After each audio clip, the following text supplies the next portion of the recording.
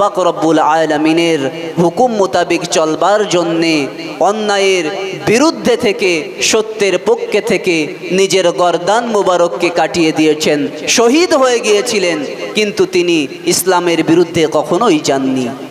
সেই দিন আশুরার দিন, সেই দিন ঐতিহাসিক মুহররমের 10 তারিখের দিন।